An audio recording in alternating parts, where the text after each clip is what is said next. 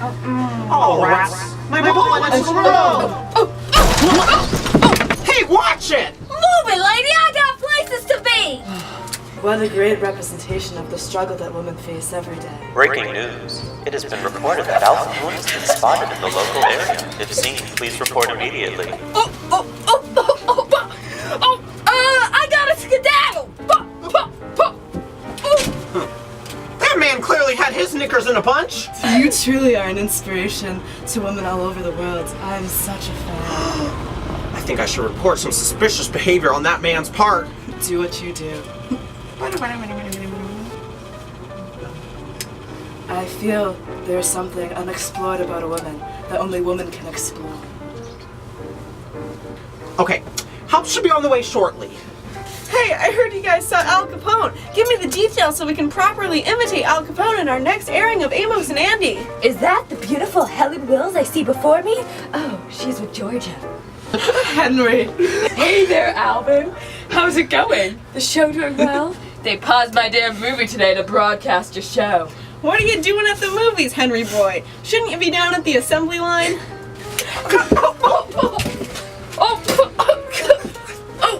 Henry! Alvin! Ow! How's life been? I hope you don't mind that we're going to do a segment about you on Amos and Andy. Can you just give me some basic information about you so you can portray you properly on our new segment? What a life! Oh, of course I can! What a life! My full name is Alfonso Gabriel Capone. I'm America's greatest bootlegger. No kidding! Could you be a little more specific, pal? Why don't you tell us a little bit more about your impact on society? Well, let me tell you, once the 18th Amendment was created, I knew Prohibition would upset many people, so I decided to start to brew my own beer and liquor. My business was my main priority, but on the side I was an excellent gambler and head of many gangs. Oh my Al, tell me Lord. Helen, did you know that many believed that I was a big influence on the 21st Amendment? My business was so prosperous and widespread that many people still were able to access alcohol. And if anyone got in the way of my business, well, let me tell you. What, Al? What would you do? Yeah, Al, tell us. Oh my. Well, let's just say I do what a cat would do to a mouse. But don't fret, my lads. If you don't mess with me, I won't mess with you. And don't be thinking I'm some bad guy, because I'm not. I was like a Robin Hood figure to many because I opened up many soup kitchens and donated coats to the homeless. Al, I'm sure you're a great guy and all, but isn't it true that you've killed dozens personally and have ordered the deaths of hundreds? What about the St. Valentine's Day massacre? Oh, ladies, why don't you go off and take a walk, won't ya? Okay. Let us go. Okay, now that they've gone, I can tell you the details of that day. I wouldn't want to take their precious innocence. Well, at least Helen's precious innocence away. Your thing! Okay, on February 14, 1929, I lured a rival gang of mine into a warehouse. George Bugs, moron. What a scumbag. Anyway, I had my guys dressed up as policemen, and they killed 7 members of the rival gang. After the story hit the newsstand, I became a nationwide celebrity. Wow, Al, what's it like being a notorious criminal? Well, I wouldn't mind if my family wasn't endangered. Thank God my wife and son have been kept out of the spotlight. How did the authorities react? Well, the police have yet to catch me.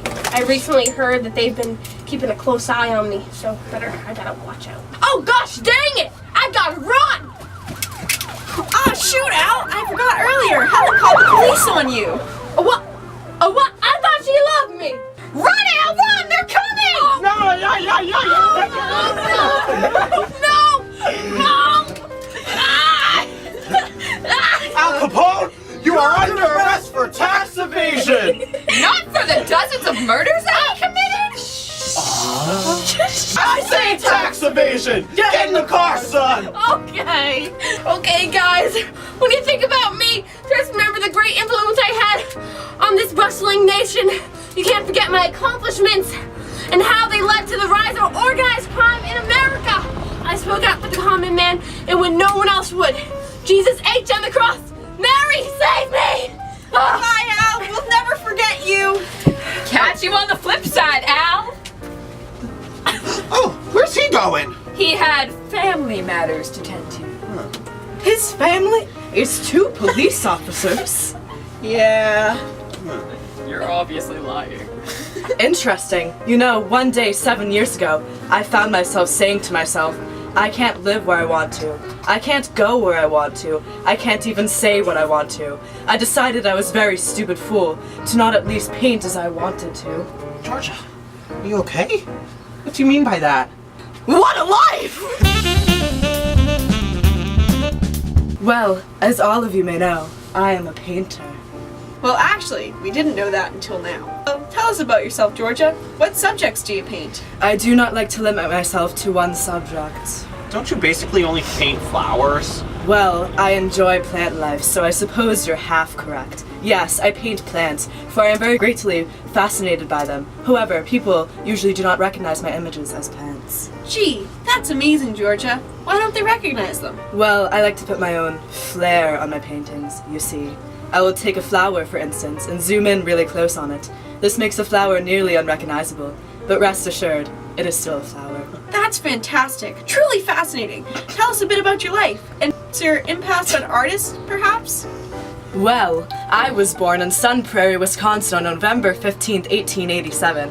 I studied at the Art Institute of Chicago in 1905 for some period of time, and then proceeded to go to the Art Students League in New York City from 1907 to 1908. I was in New York for some period of time and met this photographer named Alfred Stieglitz. Strange man.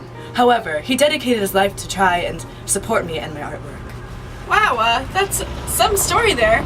You must be grateful for your husband. So, do you paint any other plants? Well, if you really must know, I do. I visited Santa Fe, New Mexico because I was pretty annoyed with Alfred, and while I was there, I thought that the landscape was amazing, and I was greatly inspired by it. So you began painting landscapes? You could say that. I painted landscapes, bones, and other stuff found in the desert. Wow, that's amazing, Georgia. What style of artist are you, if you had to classify yourself? Well, I don't like to define myself as anything.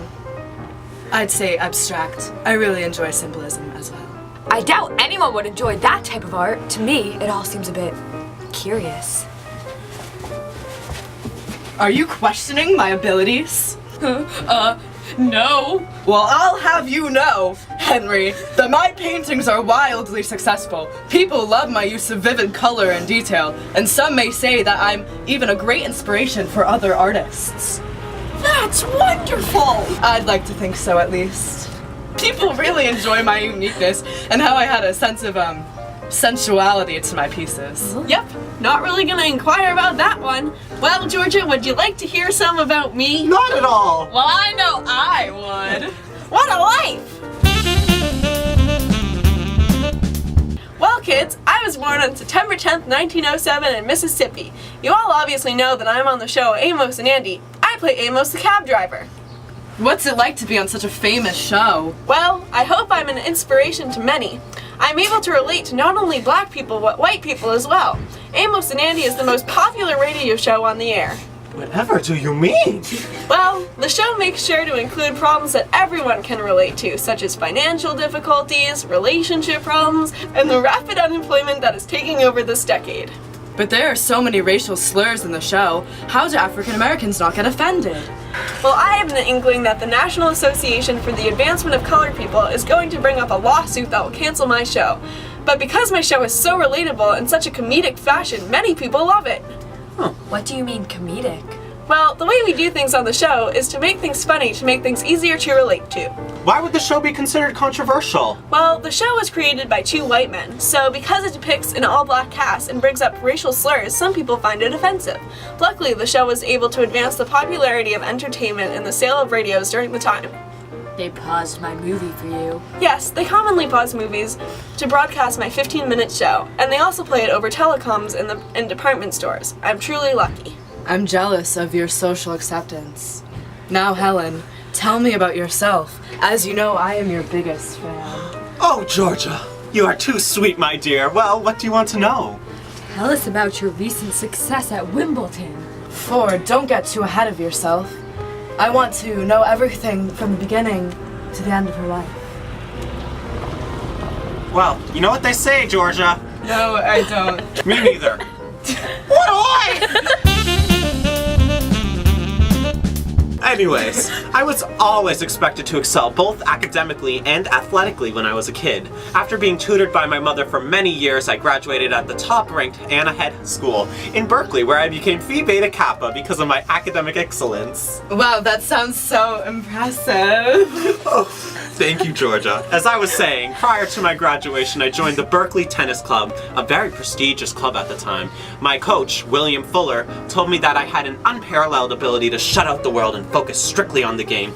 As I began to improve, I started beating other club members. Eventually, I developed immense speed and power and was always able to anticipate my opponent's moves. To me, tennis was a fun game that mirrored real life.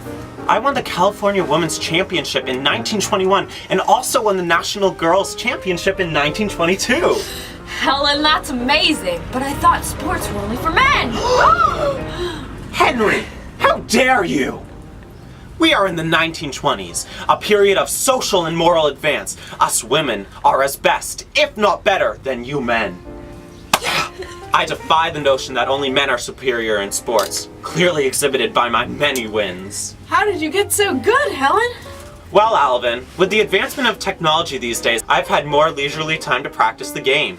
With all my good practice, I won the gold medal at the English-American Whitenham Cup tournament in the Olympics and at Wimbledon.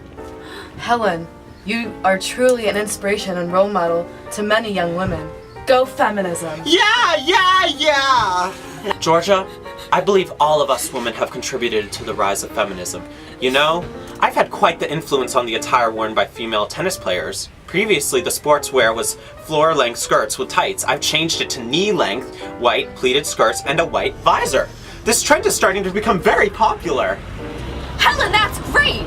I'm sure the shorter skirts improve your performance. They sure do, Henry. Although this is true, I think this has a deeper significance.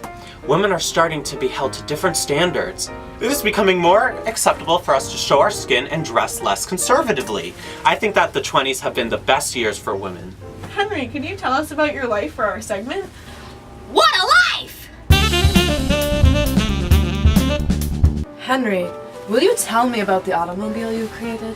Well, Georgia, it was called the Model T. This car wasn't the first one created, but it was the first affordable car that the common man could buy. Wowee! I want one! Me too! And you can have one, Alvin and Helen, because even though at first the price of the car was started at about $800, I predicted that it would lower as the years went on, and it did. The price has been lowering ever since and is now at about $300. Gee whiz! Wowee! Can we go for a ride, Henry? Sure. I'll tell you all about my business ideas. Alvin and Georgia, do you guys want to come? Please! Everyone cozy? Sure am. Yes, Henry. Once my Model T became popular, I had to think of a way to make production more efficient. So, what did you do, Henry? Well, I developed the assembly line, where the workers do simple tasks along with the help of machinery, and at the end of the assembly line, all the Model Ts end up the same. The assembly line also cut the cost and time it took to produce the car. Wow, Henry, that sounds perfect. You're so smart, funny, and handsome. Thanks, baby. Actually, Georgia, the assembly line didn't work as well as I thought it would. The workers weren't satisfied with the tedious work, so I had to introduce the idea of the $5 day. Oh, Henry! What's that? Well, the $5 day program attempted to solve the attitudinal and behavioral problems by changing the workers' domestic environment. My company divided the employees' $5 daily income into half wages and half profits. Each worker would receive his regular wages but was now required to meet strict standards, not just in the workplace but also at home. So cool, Henry. Shut up, Georgia, I'm not done talking. Okay, so anywho, I also created a sociological department to investigate my workers' domestic lives, and I would dock their pay if they made any infractions, such as drinking. Sadly, the $5 day did not survive the economic struggles and inflation of World War I. But Henry, your ideas survived and influenced the future industry of mass production, right? Yes, Helen, because I'm awesome. What a life! What a life! What a life! What a life! What a life! What a life!